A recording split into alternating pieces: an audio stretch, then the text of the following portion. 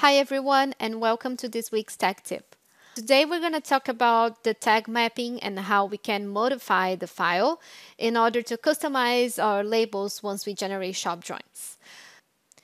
So for those who don't know, we use the tag mapping every time we are using specific label methods once we generate shop drawings. So in our settings, let's just quickly go here, take a look at the shop drawing settings. And just as an example, I'm going to enter the framing elevation view. And let me just select the label members by method. So when we talk about the label method, we do have 5 methods here when it comes to MWF labeling methods. You can also use the smart tags again, and in that case, you will be assigning whatever parameter you need to your smart tags. However, if you are using the MWF options, you will see that the tag mapping will be something that the software will refer to in case you are using the by distribution method or the by schedule label method. So in that case, it will be looking at the tag mapping file in order to label each member of your panel.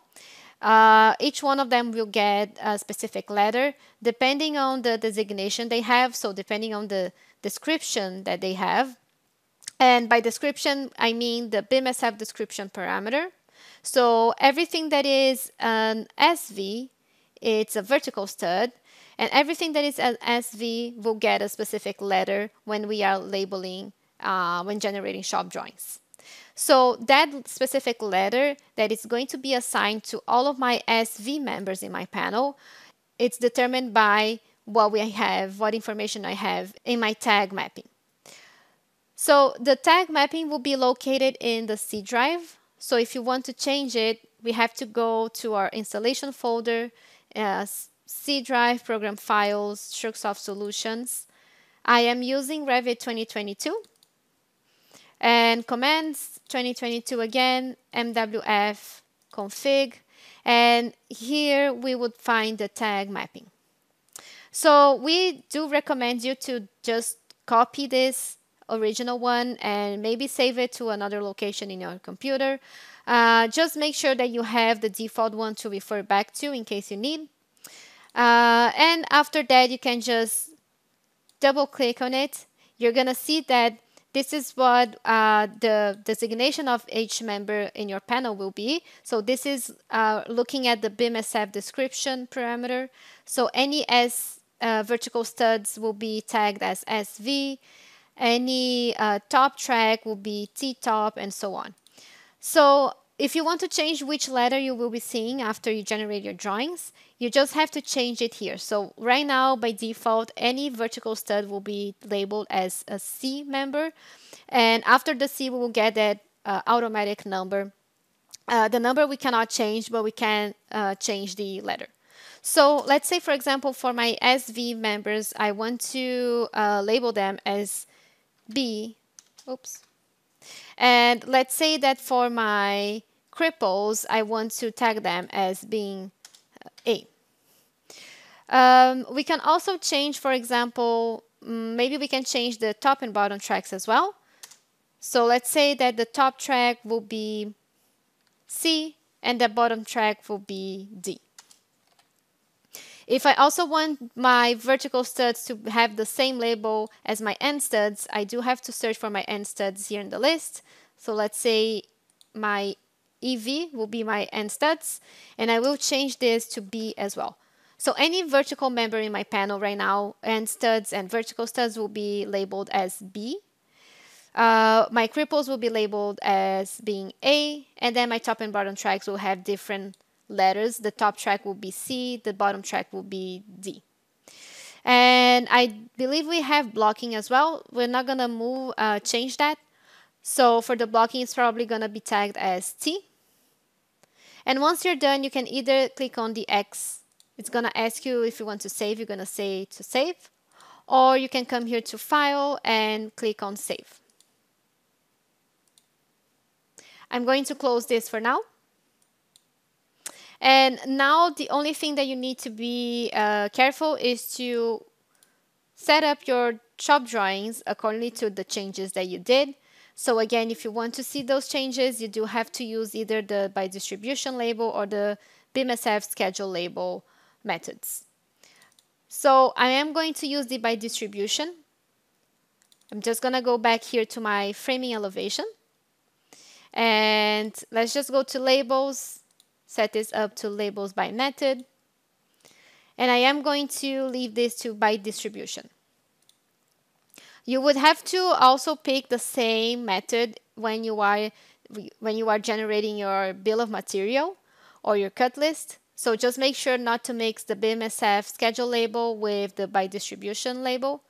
It has to be the same method in both elevation view and your cut list. Otherwise, you will get similar results, but the counting will not be correct. So what we want to do now is just assign here my elevation view. So I'm just going to take off the other ones. We just want to see the elevation view being labeled. Framing elevation.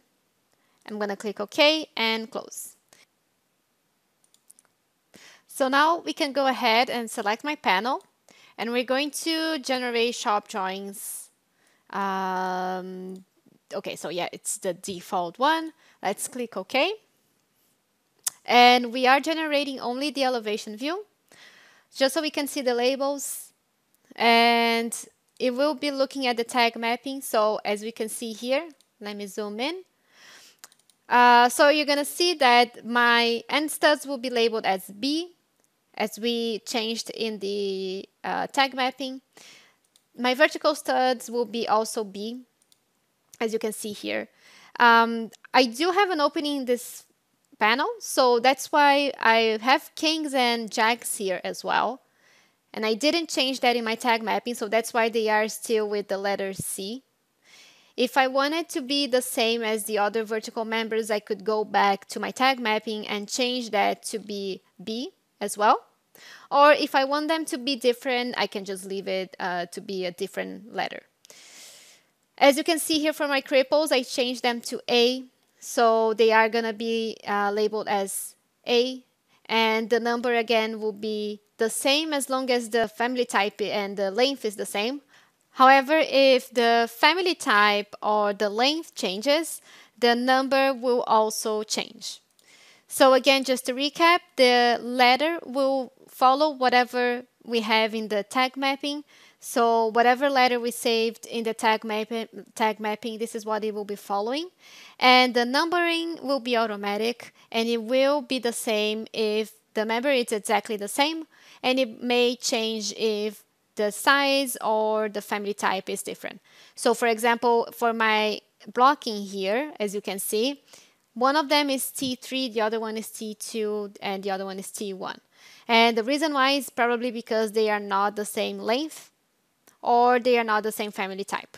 So if they are the same family type, it's probably because they don't have the same length. And you can visually see that from, for example, T3 to T1. T1 is way smaller than T3. So that's why it's getting another number. But the letter is the same because, again, it's just a horizontal. Anything that is HB, according to my tag mapping, because we didn't change, will be tagged as, will be labeled as T. So that's how the tag mapping will work, and this is how we will refer to that tag mapping once you generate shop drawings. It will depend on the label method that you will choose. And if you want to control the letter, you just have to modify the tag mapping text file. So that's it for today. I hope you guys enjoyed it, and see you guys next week.